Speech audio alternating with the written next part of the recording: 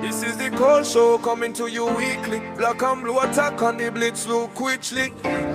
Carolina Panthers since 1995. Keep pounding till the day that we die. Protect the bank, this is our Queen City. Tell the haters ice up the 79 teams 50. JC Horn locking up, that's our seatbelt. Derrick Brown no come down, that's how we felt. NFC South is always the villains. How you gonna stop Bryce to McMillan? The future is now this our division. Carolina Panthers get ready for collisions.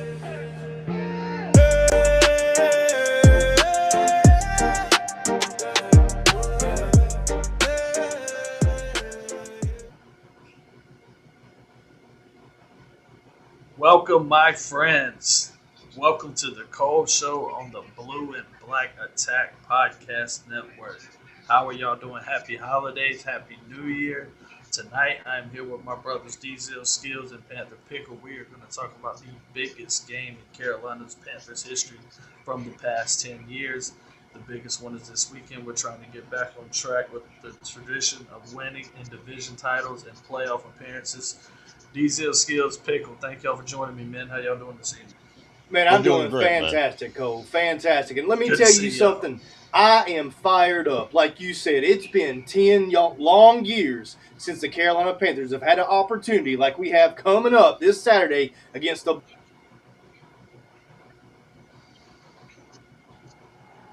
one-game lead like we are over the Tampa Bay Buccaneers. Excited about this opportunity. Thankful and blessed to be a Carolina Panthers podcaster at this time, Cole. Pickle, thank you for being with me, brother. We're going to do some interviews tonight. What you got going for us with this Evero one?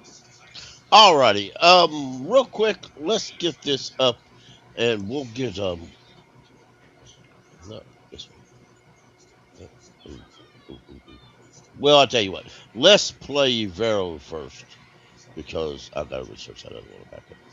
Yeah, and let me talk about that a little bit, too, because this is a big deal, right? So Blue&Black Attack has been putting out some videos about Evero this week. Please go watch the Brotherhood edition we put out just a day or two ago where D-Money discusses Evero. Really, D-Money defends Evero and a lot of things that he's done. I put out a lot of his stats on Twitter. We are middle of the road as far as defenses this year. I can go into the stats. I don't have them pulled up right now.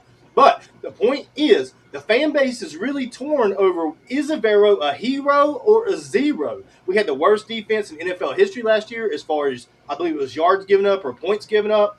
And now this year, we're very much middle of the road. I said at the beginning of the season, number one, I thought Evero would get fired 6 or 8 weeks into the season. And then number two, I didn't see any way that he could be above top 20 with his defense. But here we are. He's in the middle of the pack. He did it somehow, some way. He really brought this team, this ragtag team together, and it had nothing to do with Turk Wharton, to be honest, who was the second biggest free agent signing. So how he was able to do that with guys like Pat Jones hurt, Wanham missing a lot of time, but he still was able to do it. So Carolina Panthers fans, we want to know your take. Evero, is he a hero or a zero? Do you want to see him back next year, yes or no? That's so tough because now you're to the point where you can argue both. Let's hear what he's got to say. Have for the opportunity that we have in front of us, the chance to go to the playoffs, so much on the line. We know it's a big game, and just the gratitude I have also for the people I work with, the coaches, the players. We have a fantastic crew here, and it's been a lot of fun this season, and we are going to do our best to keep this thing going. And then one more thing I want to just touch on is just the, I just want to give a little bit of love to Derrick Brown, and I'm obviously a little biased, but I watch a lot of NFL football, and I've seen a lot of these players in the league, and I just can't imagine a world where he's not playing in a Pro Bowl. And so I think he's just a tremendous player. He's very impactful, disruptive, run game, pass game, and it's hard for me to imagine that many people are better than him in this league. So a lot of love to him, and in my opinion, there's nobody else at that position I'd rather have. Thanks, Amen. Coach. We'll kick things off with Cass, followed by Joe Person. Hey, Jay, how's it going? Hi, Cassidy. Uh, Trayvon Merrick leads all DBs in the NFL in tackles for loss by like a wide margin. I think he's in top 15 total for the league too. Like, what does it do for you and your defense and the scheme when you have a safety who you can be like, hey, go hair on fire and just throw yourself into the front of the line as well with everybody else? Like, Ashawn called him a defensive lineman yesterday, even. Yeah, I mean, he's a very, very, very unique chess piece. The ability to play safety, the ability to play linebacker, the ability to play nickel, play outside backer in some of our packages. We've placed him all over the place. I think first of all, it just kind of touches on his football acumen. Extremely, extremely intelligent. The amount of information that he has to understand and that he has to convey and process to do all of those different jobs, people would never grasp the multitude of things that he has to learn and do.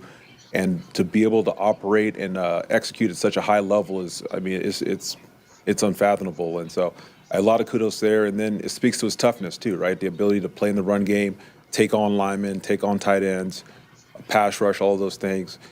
He's a tremendous player. He's a unique guy. He can go cover receivers and then go take on a lineman. There's not a lot of players in this league that you can find doing that. I mean, on that note too, I know when he came here this offseason, the Raiders had used him so much in the box last year, and y'all wanted to do the same. But I mean, like you said, you used him at linebacker, I think like a slot corner a couple of times on the line.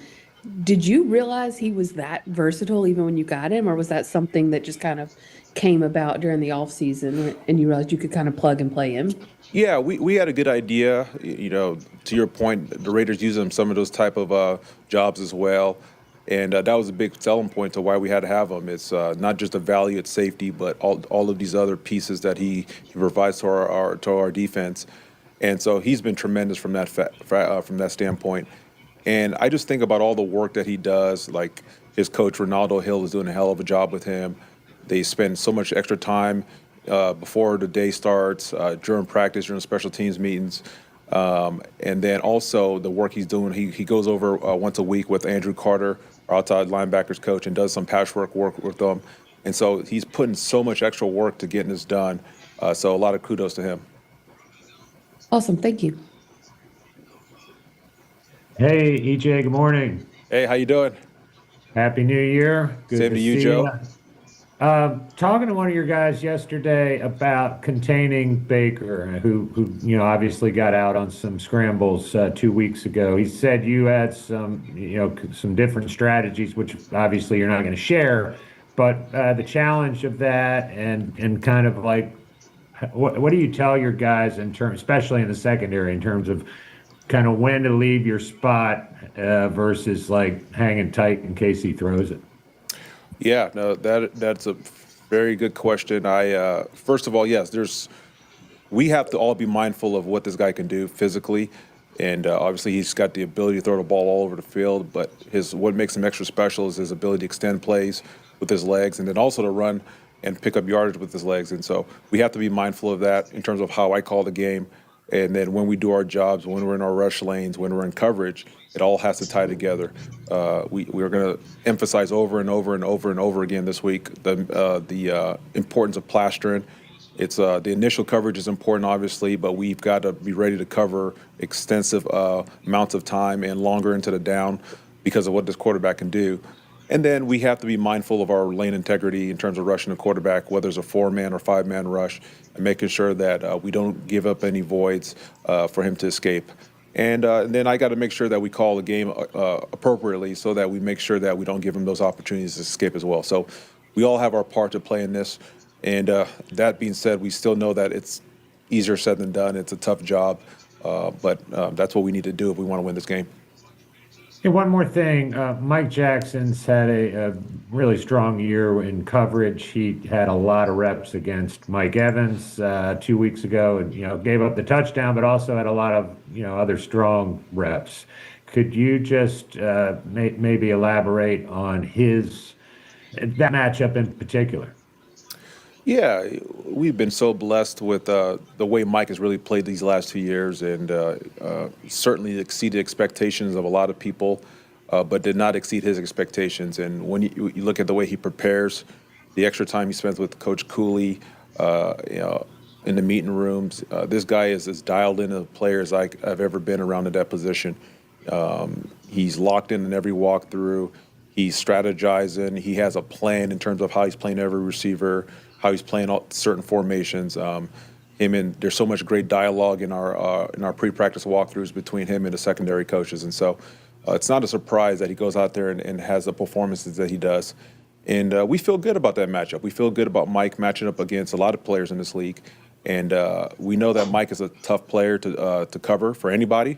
But those are going to be downs that we have to roll coverage that way, and then there are going to be downs that both corners are going to have to go fight them. And so that's the challenge for us this week, and we know it's going to be a big one. Thanks. David Newton, followed by Alex Sitlow. Happy New Year, AJ. Appreciate your time this year at all. And wanted to follow back what you mentioned about Derek. I think a lot of us were a little surprised that he wasn't in the Pro Bowl. Why do you think that happened? I mean, because it seemed like the fans recognized that he was having a really good year, but it didn't feel like his peers did. So why do you think that happened?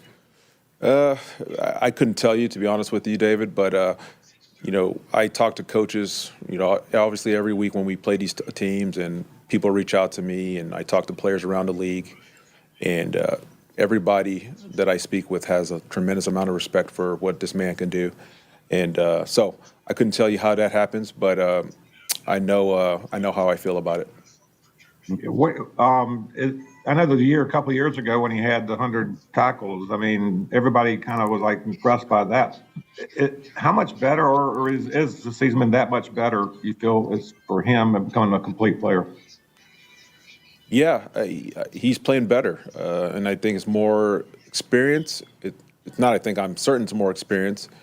He certainly knows our defense better, and he's maturing as a player. And I think his pass rush has improved as well. And last question: you've been here the whole time that Bryce has been here, so I know you don't defend him on Sundays, but you do training camp and throughout. Where have you seen him make the biggest progress in 3 years? Well, Bryce is just like all young players that continue to mature. You're gaining information the more and more you play. You're getting experience. I'm not an offensive coach or guru by any means, but I don't think a lot of people really understand when you're learning an offense, how much time it really takes.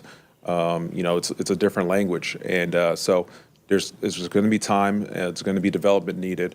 And I'm just really proud of the way he just approaches his work and continues to work through things. And, I mean, he's a heck of a player, and we're glad to have him. Is there time in practice where you've seen where his pre-snap and everything is matured beyond where it was 2 years ago? Oh, certainly. Our operation, not just Bryce, but the entire offense, compared to when Dave and his staff got here, it's so much more improved. And that's to be expected. Time on task. Thanks a lot. Happy New Year. Happy New Year's to you, David. Hello, Ejiro. I wanted to ask a follow-up about Mike Jackson. He leads the league in passes defended. I understand that Pro Bowl voting is very stats driven, very interception driven, particularly when it comes to the defensive backs. But were you at all surprised that he didn't get as much Pro Bowl attention as he did? I was. Yeah, I mean, he makes a valid case as well. And again, I'm biased because I think the world of our players, but I also think it's valid that Derek's for certain, and then Mike as well. That these guys have had excellent seasons, and they're a big part of why we've had so much success this year. Darren Gant. Yeah, I also had a Mike Jack question. With the amount of attention JC gets, not that much, what's the hardest part for Mike other than the obvious more traffic, more volume? I don't know if there's anything that's really, I would say, hard for them. I mean, their jobs are both hard, but I think they both have pretty good clarity in terms of how they're going to play. We know JC's going to be aligned to the boundary. Mike's going to be aligned to the field. We have a pretty good idea for the most part that how people are going to attack. Sometimes the choice is going to be made to stay away from JC and attack to the field. And that's where the volume of opportunities comes for Mike. And sometimes the plan is going to be to maybe challenge JC one-on-one. And both of those guys are going to have the opportunities. But I do think that I know that they both have good comfort in terms of what their roles are, what their jobs are, and what people are going to present to them.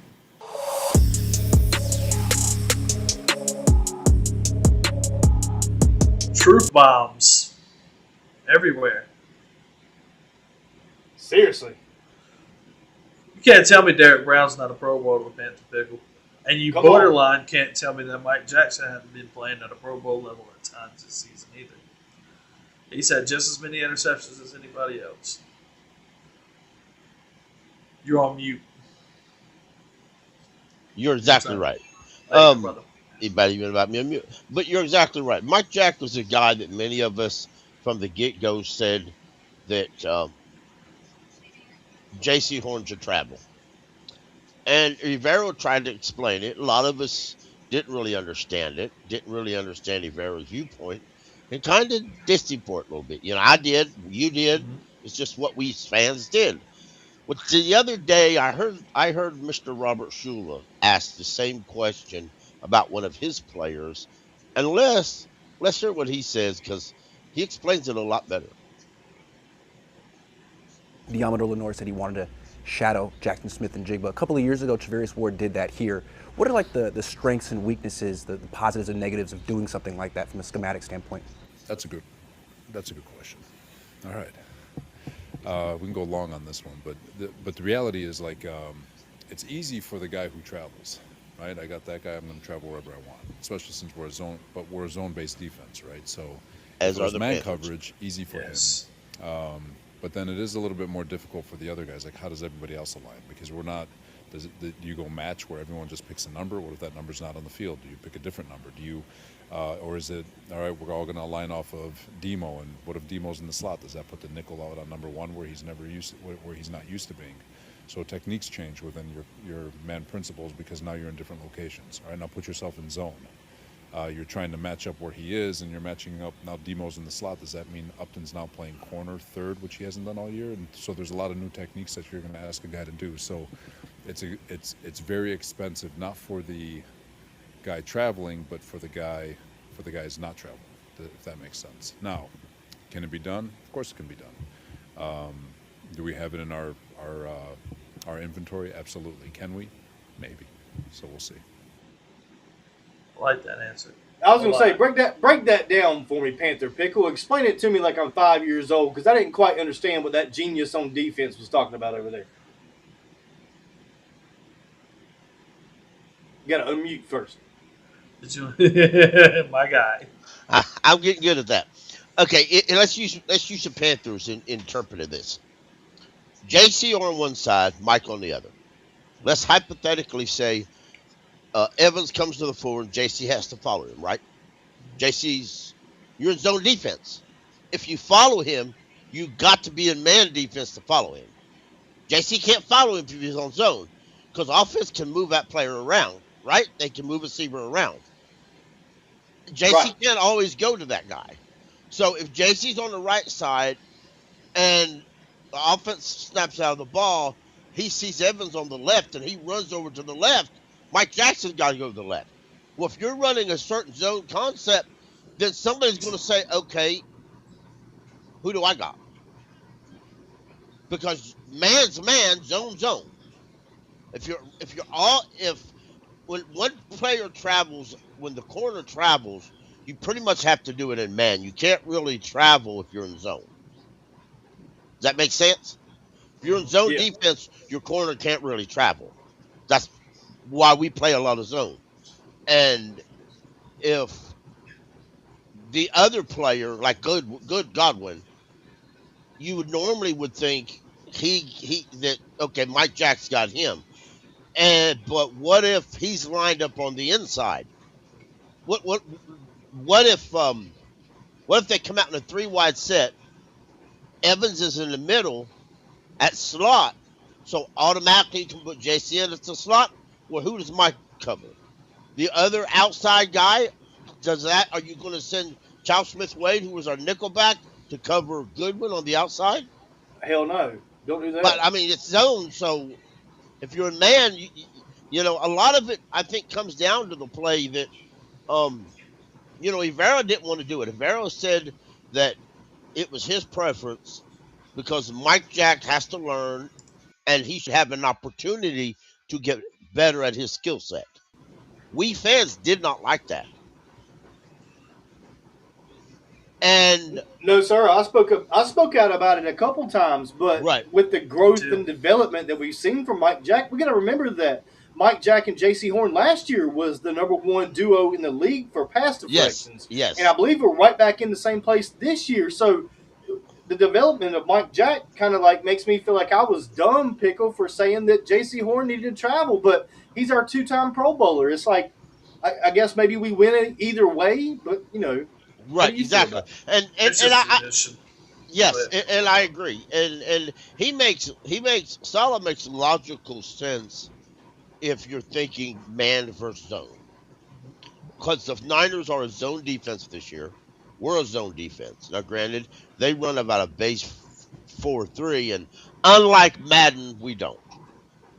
Because Madden, and I say that to my Madden friends who know this, that Madden has us listed as a base 4-3 defense, and we are not that. But nonetheless, we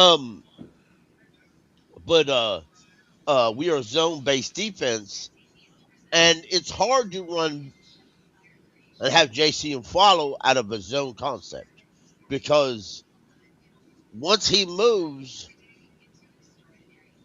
it's hard for the other guy to know.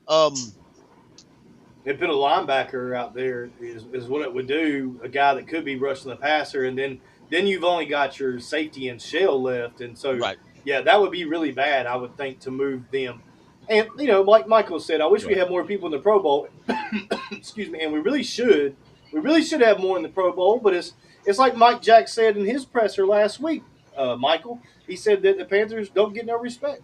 And they don't. I mean, they really don't. We saw it again this year. Just like Cole said earlier, Derek Brown should have made the Pro Bowl. Mike Jack has been there for 2 years. He's not getting his flowers whatsoever. And it's starting to make me wonder, is Nalo going to get his flowers? Is Nick Skolkin going to get his flowers at the end of the season? It don't feel like it, guys.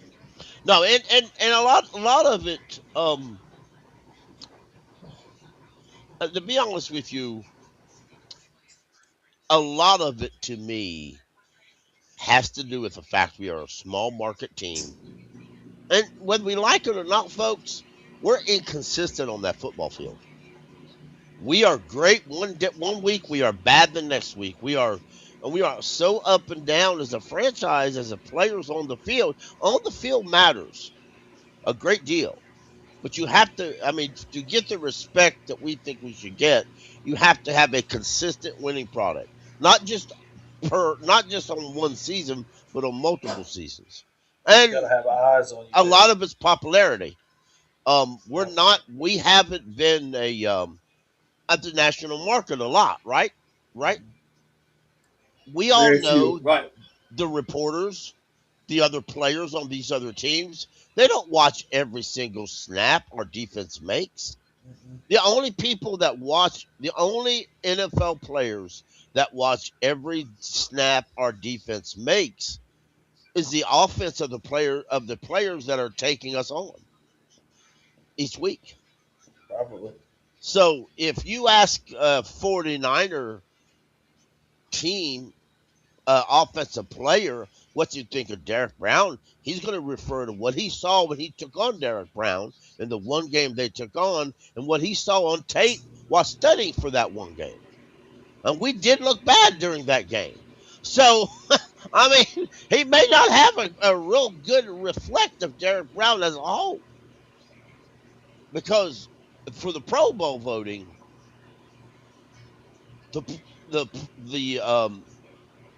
fans vote, and Derek Brown was number 3, I think, or number 1 or something like that at fan voting. Who was he behind? He was behind Davis and who else? Oh, no, he was behind the Seahawk corner, the Seahawk, and the Cowboys, who had started out with the Jets, but then he was traded with the Cowboys.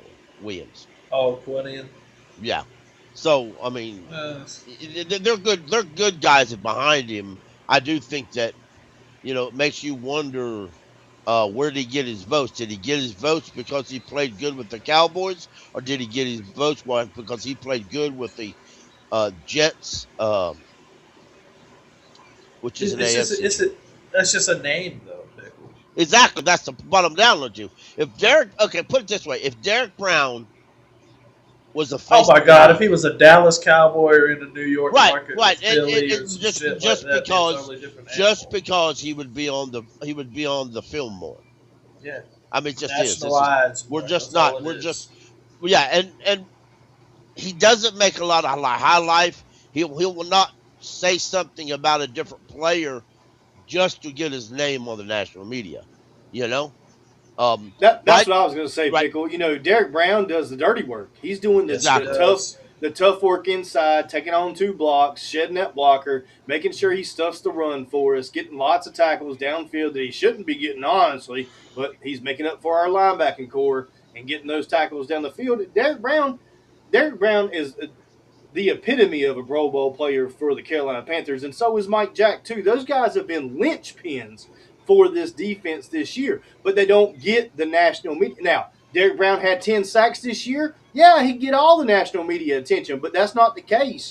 He's a guy that's out there doing the dirty work, like I said, getting rid of these blockers, shedding these guards, and he gets pressures. He's right. got more sacks this year than he ever has. He's got 5.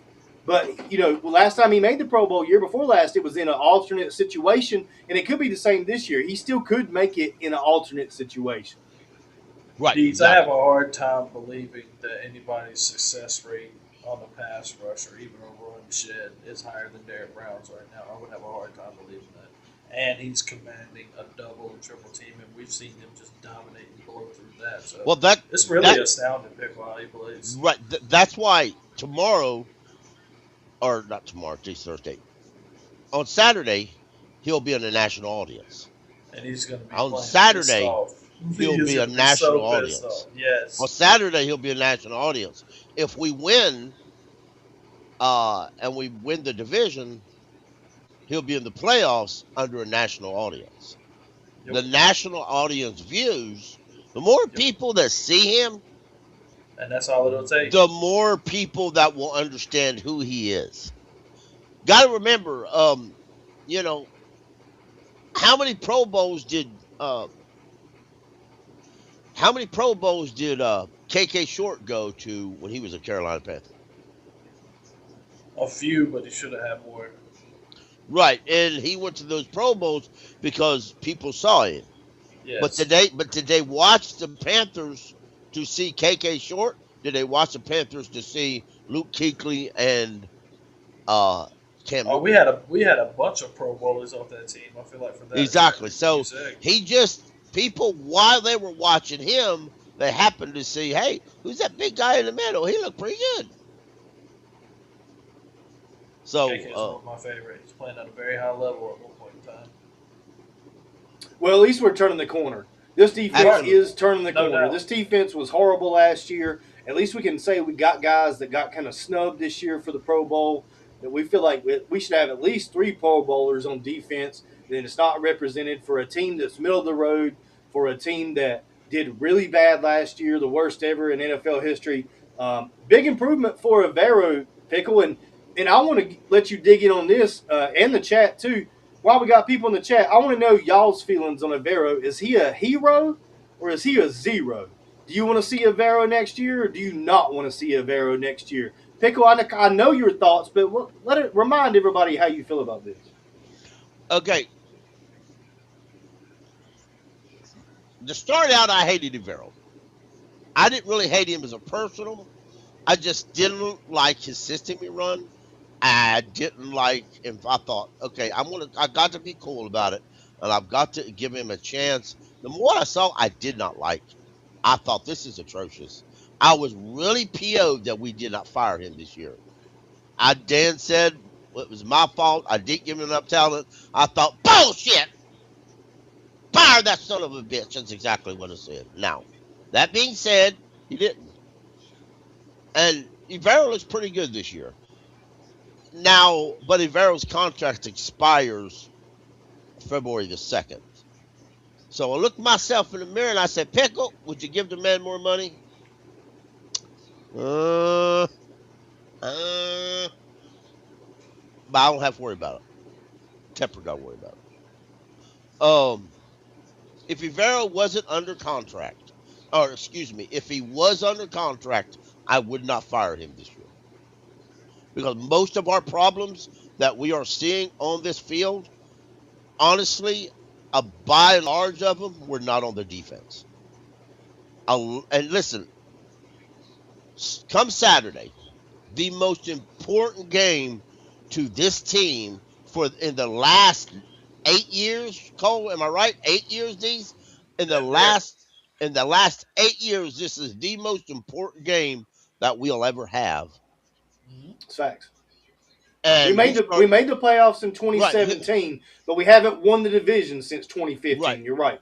So who's starting at inside linebacker for us? Bam. Roseboom and probably Bam Bam. Not Bam Bam Bigelow. I wish I might be all right with that. I might wish he'd start. Diving headbutt on somebody. Yeah.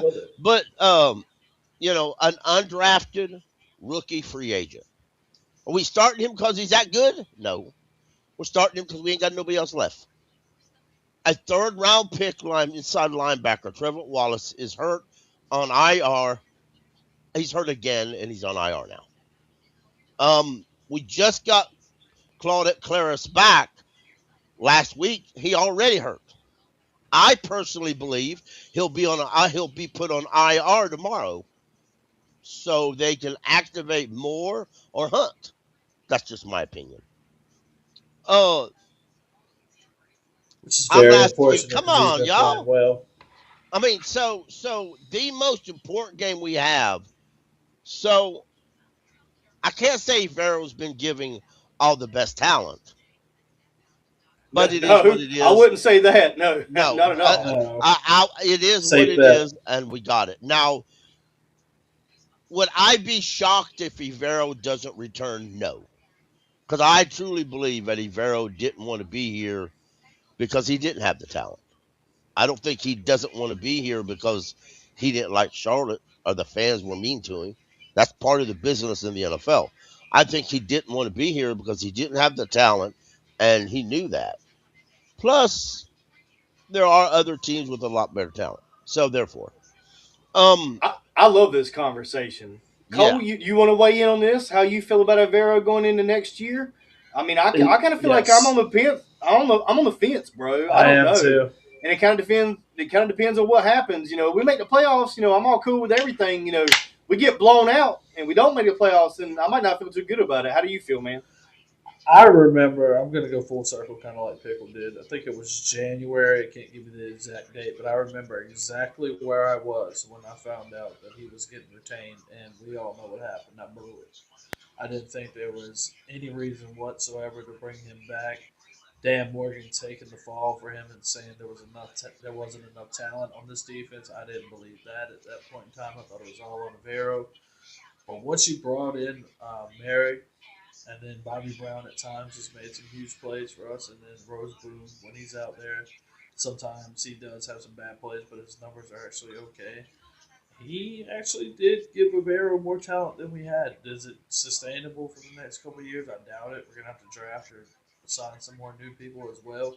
But I think you have something, especially with Jackson and Mary. We have some good additions over the past couple of years, so I'm right there on the fence with you. I can't really say Evero's in or Evero's out.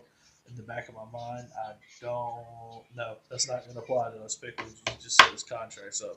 So that whole thing with him taking a head coaching job and then us getting supplementary picks and all that stuff, that's probably out the window. That would be that's not going to happen.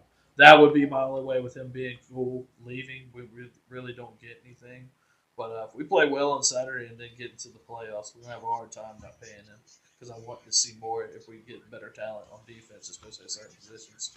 At linebacker, what can we be like? Do we do some more things? Do we blitz more? There's still a lot of room for improvement. Maybe he is the guy. I don't know.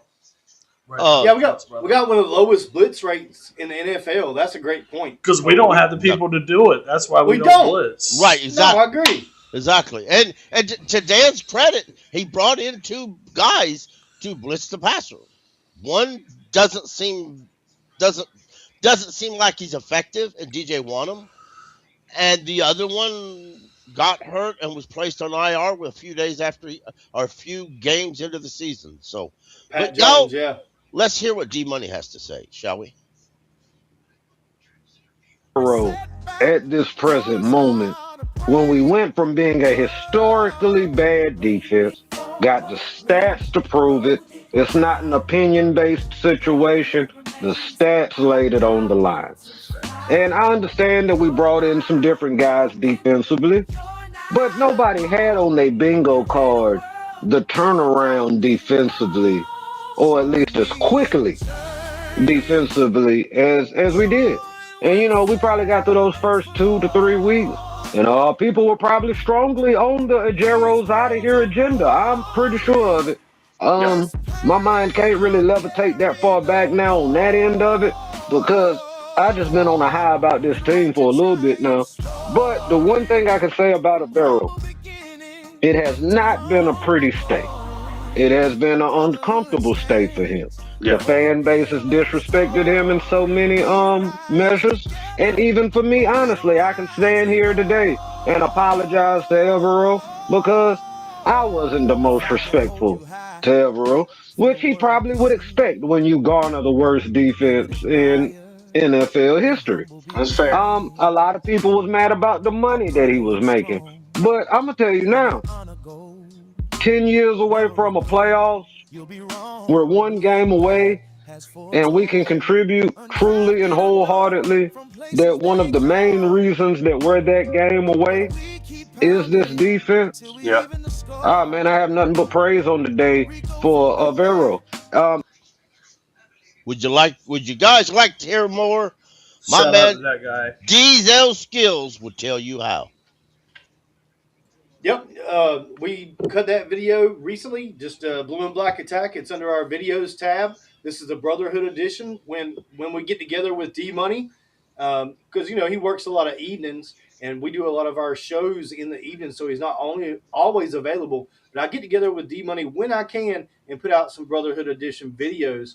We're always going to have some fun music in the background when we cut a video here at Blue&Black Attack. I try to keep it low so it doesn't interfere with the talking, but it just makes it a little more fun to listen to, especially if you're driving down the road or something, because as Cole noticed earlier, a lot of these videos have some good bass sounds, some good bass tones and stuff, and driving down the road just makes it great.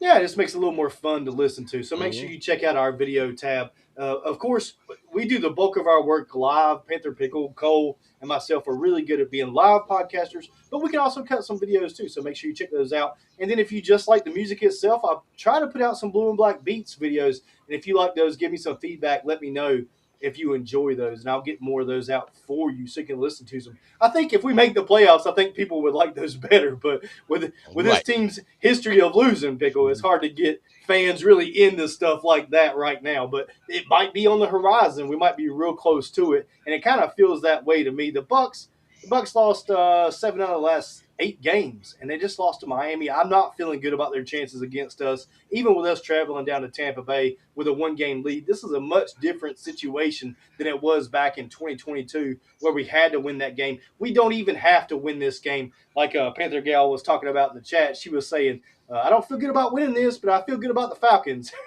helping us get into the playoffs. So wouldn't that be something else? I would rather not win it that way. But real quick, folks, like and subscribe if you're on Twitter. Please. That's fine. At least like us on and follow some of us. Follow me, follow Diesel Skills, follow Cole. You're going to hear about us. Click notifications. G-Baby's in the chat a while ago. He clicked notifications and he got it, so that's why he can watch it. That's how this works. Okay. But y'all keep pounding. And Cole, what we got next, brother? Let's pull up the end. I want to look at their injury list. Somebody pull that up for me, and then we'll rock out and close out. Right. Oh, they're beat up. I think Wirfs is out. That's why I said you damn near got to pull it up because there's Yeah. so many you can't remember them all. The wide receivers They are had good. They had a couple did not practices today. We know on Thursdays and Fridays if you don't practice, it's not a good chance of you playing on Sunday. Yeah. Oh God, the was- game's Saturday, so yeah, this is Yeah. technically the Friday. They ain't Yeah. playing.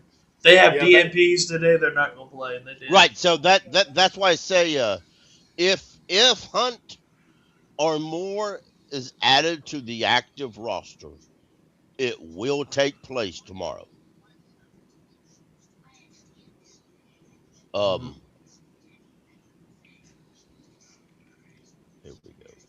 Do you think if either one goes, they're going to start? You think if Hunt gets cleared, he's going to start? I don't know if he will. I don't know if he will or not. I would imagine, but at the same time, I could see them activating him and not calling him a starter just because they don't want to push him in. But it's a situation, he starts the game, but if he starts to feel any problems, they'll put Corbin back in there.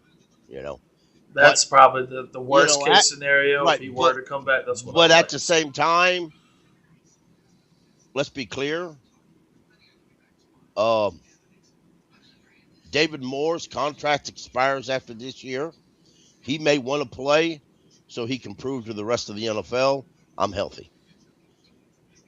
You know, we know Robert Hunt's going to be here next year anyway. So, and if we don't beat the Bucs and we have to rely on the Falcons, because we're going to explain that here in a minute. Yep. I'm not going to be a proud Panther fan to walk in there and say we won the division, but we had to have the Bucs. We had to get the Falcons to help us out. I'll take it and I'll be happy about it. But that's just me. Maybe that's old fashioned in me. But. Well, I get it. I do. They're a rival. We don't like them, but look, we shut them out 30-0. Yes. Okay. And then they went and beat the Bucs. So we did our job. The Panthers did.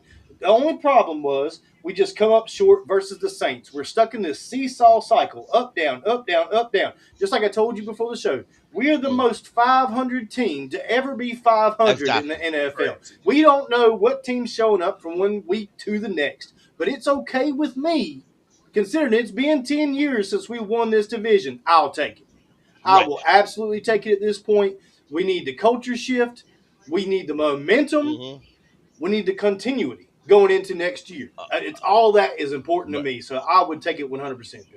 I would too. I would like the playoff experience for our young guys as well as the older ones that hadn't been to that before, Pickle. At least you can see the league leading up to that.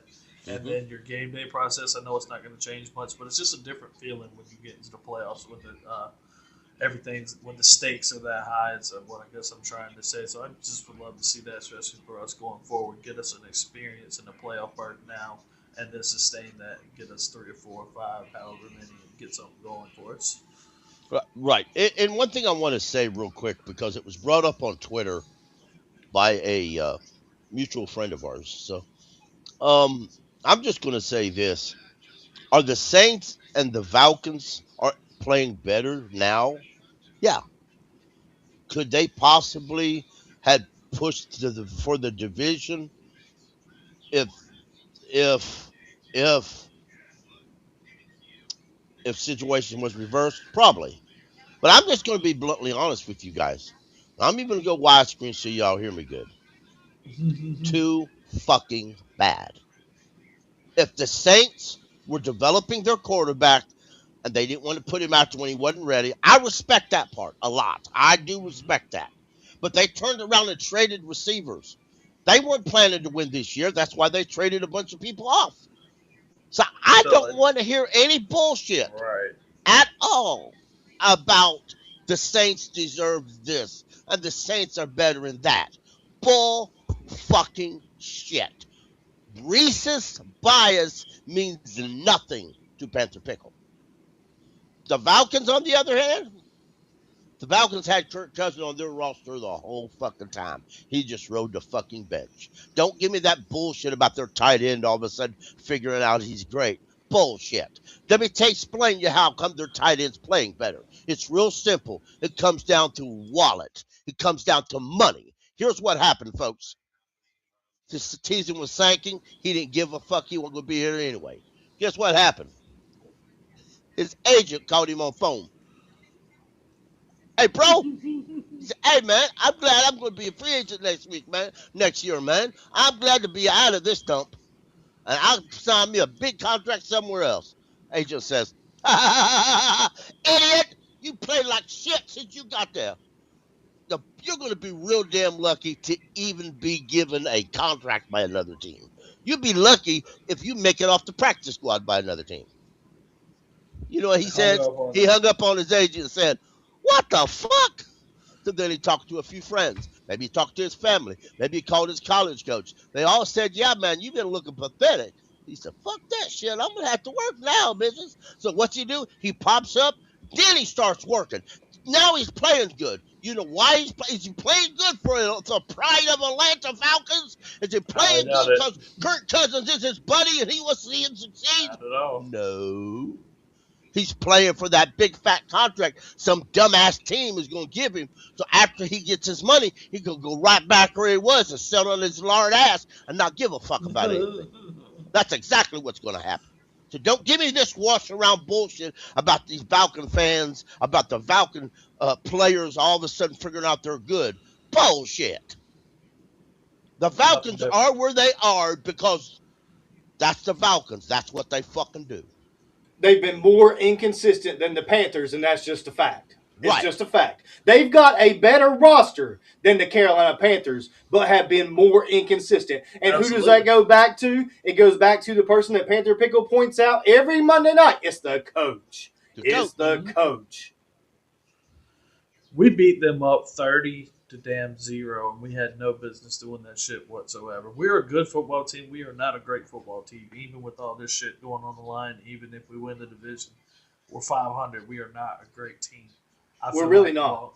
I feel like long term, right now, I don't care about the Saints quarterback. I feel like we are on a better trajectory over Tampa, New Orleans, and Atlanta, especially with us sweeping Atlanta, and hopefully we're going to sweep the Bucs. And then we just need to get the Saints under control. I mean, we screamed it all year long, Pickle. I know I did in the summertime. If you can get a grasp on your division games, you get 4 to 6 wins out of that shit, you got a great chance for the playoffs. And here we are looking right at it.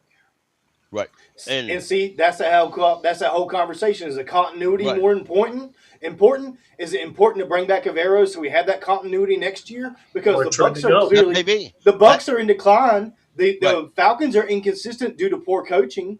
And Patrick Bickle will tell you that in a heartbeat. And the Saints defense is old and still breaking down. That Saints defense isn't done deteriorating. It's got more to go. So y'all look at it how you want to, but I just kind of see like we've got a clear path to the top. The opportunity's there, and we need to take a grasp of the stranglehold on this division. Right. Absolutely.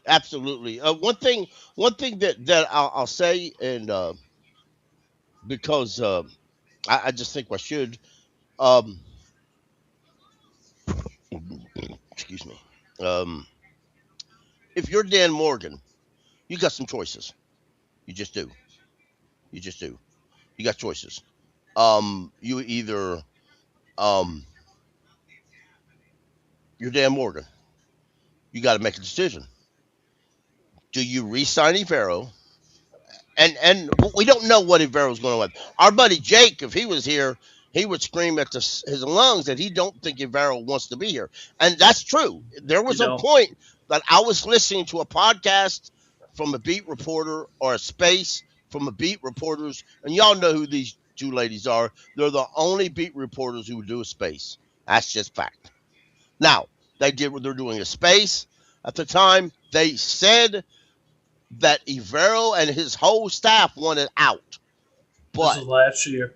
Yeah, but they said, but Dan and Tepper wouldn't let him, and the head coach wouldn't let him. Yeah, they blocked those interviews. He wasn't allowed to take defensive coordinator interviews to leave. And he was offered. It was reported that the Rams wanted him to be their head coach, or to be their defensive coordinator. That's what they were wanting. Now, a side note to a backstory on that. When the defensive coordinator for the Eagles was a defensive Vic Fangio was the defensive coordinator for the Rams, there was two secondary coaches, Evero and a guy named Raheem Morris.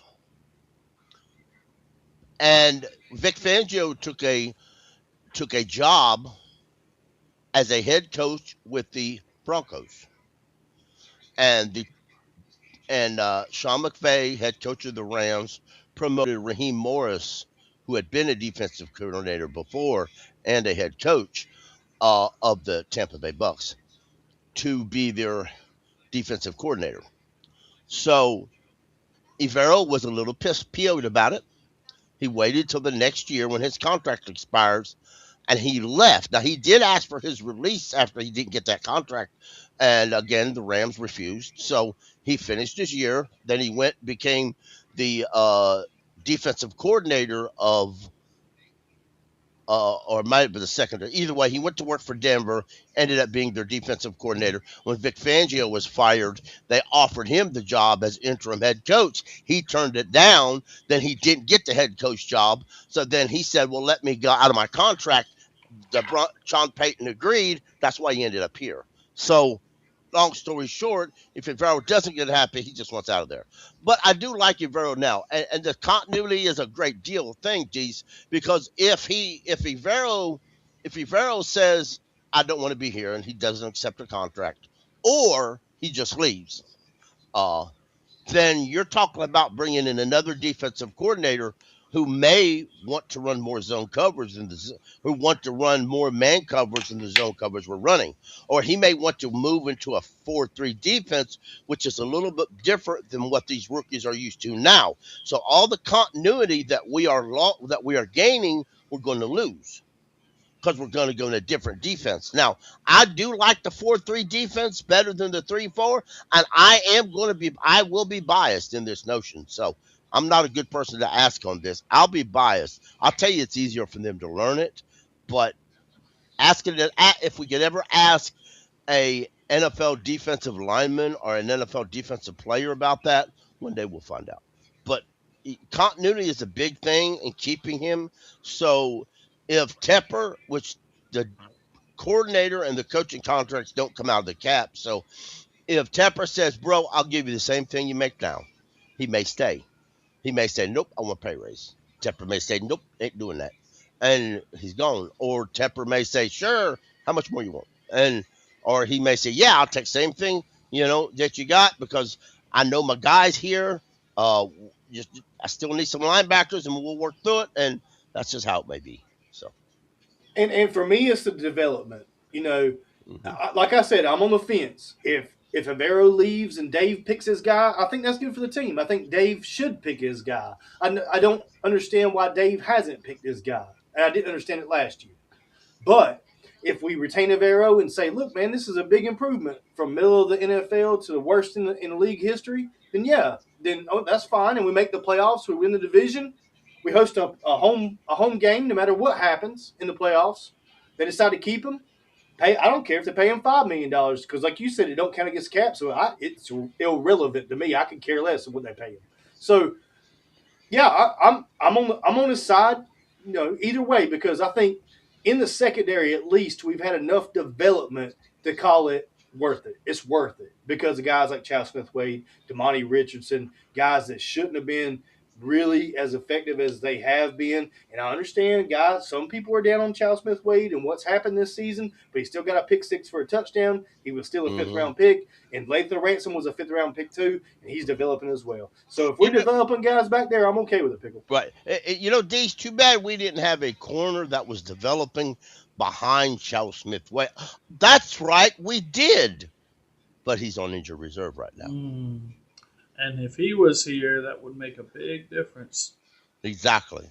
I feel like. I love Corey Thornton. We forgot Corey about Thornton, UDFA. sometimes. Yeah. Amazing guy, Cole. Amazing. Right. And I mean, and listen, and it's not that there are guys hanging out on the street flipping burgers, just waiting for somebody to call them. That's not how it is. There are people out there doing that, waiting for an NFL team to call them, but they might be better at flipping burgers than playing on an NFL football team. Listen, if the Panthers call me and say, Panther Pickle, bro, we need you to come up and play lane linebacker, guess what? Suit up, baby. My fat, overweight, slobby bodies going to go out there and play linebacker for the Panthers. Now, I might last Suit one up. snap, tore my ACL out for the year, but I guarantee you I'll sign whatever contract they offer me. Anyway, so, but, it just goes to show you that there is a depth issue in the NFL involving linebackers and other positions as well. And a lot of it has to do with college teams that aren't developing people correctly. It's also a lot to do with scheme differences that are changing in the NFL and coaches trying to adapt. So sometimes a position just gets phased out. It just does. And coaches adapt in different ways. It ain't necessarily about a college team not developing. It's life changes, football changes, and this position just gets phased out in the end. And linebacker is not phased out. There's just a lot of different linebackers are doing different things, lined up in different positions. That's why when you get one that can play the position you wanted to play, it's very important to keep you, even if Well, the that's fans may not be hyped on him. well, that's why I say shout out to Nick Scorton. You look what he did at Purdue, completely different for what he did in his last year of college, and completely different for what he's doing for Evero, and he's been effective. So shout out Nick Scorton.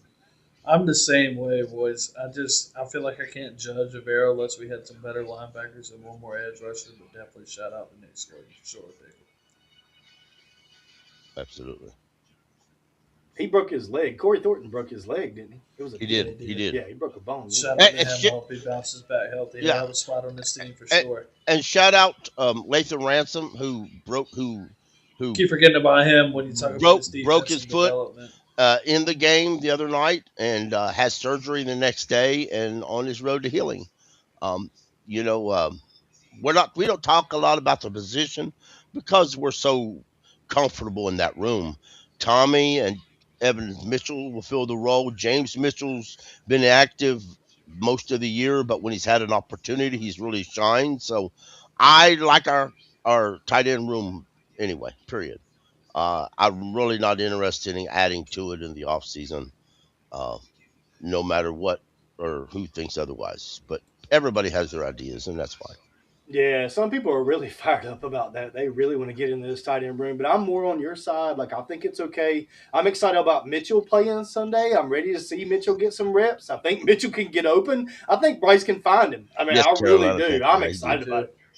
And the only other thing I had really pickle for tonight was I'm excited about Rico Dowdle getting 7 more yards and get his $1 million bonus. Yep. I think that's cool. And I want to see Nalo beat Kelvin Benjamin's record. I know it's around 70 yards. I don't know the exact number, but I know it's around there, 70, 75, and he beats Kelvin Benjamin's record for the most yards as a rookie wide receiver for the Carolina Panthers. I need that to go to my man Nalo, Cole. That sounds so good. What do you got up now, Pickle? Is that the injuries? This is the injury report. All right, let's rock this out right quick. Real quick, DNP did not participate. FP is full practice. LP is limited participation. Limited participation may not be because of injuries. That might mean because they old and flabby. They're going to take it right off. So, right. The Bucs, as you can see, is corner Jamal Dean has a shoulder injury. Did not practice Tuesday, did not practice Wednesday. Benjamin Morris, another corner, has a hamstring. Did not practice Tuesday, limited practice Wednesday. Outside linebacker Anthony Nelson has a knee injury. He did not practice Tuesday or Wednesday. Starting tackle Tristan Wirf has a toe injury. He didn't practice Tuesday, but was limited Wednesday. Tackle Luke. Won't even try it. Yep, got me. Has an ankle injury. Limited practice Tuesday, limited practice Wednesday. Defensive tackle is on IR, so we don't even talk about him. He's pectoral. He was limited Tuesday and Wednesday. I guess he's a candidate to come off IR. I guess if you want to call it that, I'm not certain. Baker Mayfield was limited Tuesday, had a full practice Wednesday. He has a shoulder injury. Now, see y'all being the old guy, Being the He's beat old up. and the knee, and being the old-fashioned Carolina Panther football player I am, the first play of my game, I'm going to hit him right square in that shoulder about as hard as he can hit. Lathan Ransom, my friend, give him one of your knockout hits right to the right shoulder, brother. Appreciate you, man. Anyway, tight end Delvin Kopp has a knee injury, and he was full practice Tuesday and a full practice Wednesday. The Panthers. Linebacker Christy Barnes has a back injury. Didn't practice Tuesday. Was a full practice Wednesday. Well, that's good. If he had a full practice Wednesday, he's listed as questionable though. That could very well could mean he's going to play. He's probably going to be the starter, I'm thinking. And that would he'll be the starter next to um, uh, the other linebacker we have. And then Claudette Claris has an ankle and a calf. He didn't practice Tuesday or Wednesday, and he is not playing. He is held out. He's being out of the game. Rico Dow did not practice Tuesday, was a full practice Wednesday. Robert Raquel had a concussion, didn't practice Tuesday or Wednesday. Sanders was put on IR and didn't practice Tuesday or Wednesday. Robert Hunt was full practice Tuesday and Wednesday. David Moore full practice, and Turk Wharton was a full practice. Now, I had heard of a friend of mine on Twitter, y'all, who has very knowledgeable such things. A lot of people follow him and know who I'm talking about. I was told that there's a very strong chance, and a lot of this is my own opinion because I asked him about it. There's a strong chance Claudette Claris and Raquel could be both placed on injured reserve, which will lead to the activation of Moore and Hunt. Look for that. Could happen tomorrow. If it does, tell everybody Panther Pickle told you first. That's what I'm talking about, Pickle. Thank you for giving us that information. I'm going to let y'all go ahead and get your last words in, man, and I'll close this out tonight. Deej, you want to go first, my friend? Yep, I'm just excited, really excited for this opportunity before the Carolina Panthers here on Saturday. We got this in the bag, man. We can do this. We have all the ability and the potential in the world to win this game. We don't have any reason or excuse why we can't. It doesn't matter who's healthy, who's not. It's been next man up all season. We've been one of the banged up offensive lines all year, but we've still been able to impose our will. We need to get back to running the football like we were 8 weeks ago. And go down here to Tampa Bay, put this ball on the ground, and show who's dominant in the NFC South. And the Panthers come out in a win and win this division for the first time in 10 years, Cole. Let's go, my brother. That's what I'm talking about. Thank you very much, Brother Deej. Pickle, what you got, my friend? I'm going to say T-Mac needs 79 yards to tie at 80 great Calvin Benjamin rookie record. Thank you, Carolina Panthers guy. And T-Mac, go get you 100 yards receiving and a few touchdowns. And you'll also bring home Offensive Rookie of the Year. Thank you, my friend. Two things. I guess I'm going to go with the game first. I think we have a great chance. I'm just very proud and thankful to be in this position as a Carolina Panthers fan. We haven't had anything to look forward to for so long. It feels like we've been in the pits of hell, just trapped in purgatory with our football team, and that's no longer the case. You hold your head high no matter what happens on Saturday, because this is not going to be the last time we're in the playoff position scenario like we are right now. So that'll put the rest of the game on Saturday. Really looking forward to that. And then secondly, most importantly, I want to appreciate Deez and Pickle for always helping me out with the show. These are two of the best men in the game right here. I'm very thankful for y'all. Shout out to Jake. Shout out to D-Money, the entire brotherhood over here at the Blue and Black Attack podcast. And most importantly, fellas, I want to give a shout out to the listeners, whether you're here right now, first timers. We always appreciate y'all. People that listen the next day, I really appreciate y'all. I'm that type of listener, so I know how that is, and I'm just very, very thankful for y'all, man. Let's get into it. Keep pounding. Everybody have a good night. Let's get into these playoffs. Keep pounding.